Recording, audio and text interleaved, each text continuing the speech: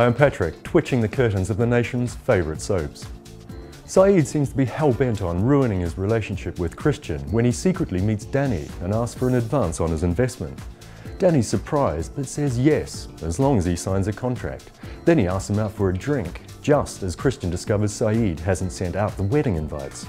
Meanwhile, Zainab panics when Masood suggests they borrow from their savings account. It's gone, of course, and she wants her money back from Saeed.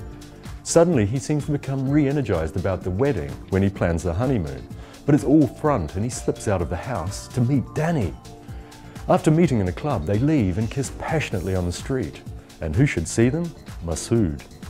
Elsewhere, Sharon is horrified and tries to cover it up when Derek warns Jack that he might wind up with a knife in him like Dennis, and Dennis Jr. overhears. She heads to the club and her painkillers, but Jack intercedes. He tells her she can't keep running. She's got to be straight with Dennis because he'll find out the truth one day.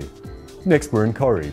Ken Barlow's like a hamster on a wheel, doomed to repeat his mistakes in endless cycles. Enter his former flame, Wendy Papadopoulos, née Crozier. Deirdre discovers he's again lied that he's at a meeting with Brian when he's actually at Wendy's, and devastated, she confronts them. Deirdre goes on the attack and warns Wendy to back off, while she tells Ken he has to resign from the Board of Governors, to Brian's despair. Ryan's really taken to life at the Websters, to Michelle and Tracy's unhappiness. He'd rather cook tea than spend time with them. When an envious Michelle is nasty to her at work, Sally sparks a walkout, forcing an apology from Michelle. But they reach an understanding.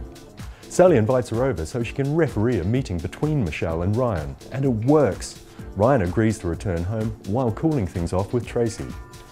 And Maria is worried when Marcus goes missing after a row with Aidan. He eventually turns up, saying they need to talk, and Maria laughs off their kiss. But something tells me a seed has been planted. Last, we drop in on Emmerdale. Carl's obsessive pursuit of Chaz reaches its apex this week, but when Jimmy becomes aware of his plans, he warns him to stay away from her.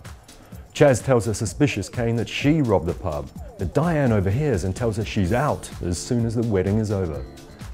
Kane brings Debbie into the picture, and while she's angry with Chaz for dragging Cam into a mess, she's also sympathetic to her problems. Meanwhile, Charity agrees to buy Carl's share of King's for 50 grand, and he puts Mill Cottage up for sale without offering it to Jimmy. Later, Jimmy decides to sell his shares to Charity, not realizing Carl has promised the same. Chaz dreads what Carl will do next when he's adamant they'll be together, and she tells Cameron he wants the one thing he can't have, her. Katie's concerned about Chaz's money worries and suggests to a reluctant Declan they have a double wedding to save them financially. But will it even happen? Chaz gets ready for a hen do, but Carl summons her, and she arrives to a romantic meal and 2 long-haul tickets.